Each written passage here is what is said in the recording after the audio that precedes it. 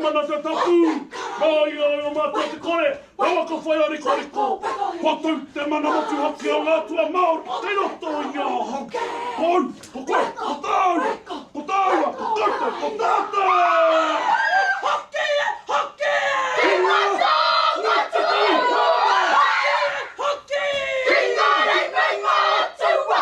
Hei pāna, ki te taiao. Weko, weko, weko waraia. Namagaroko, he, he. Heko.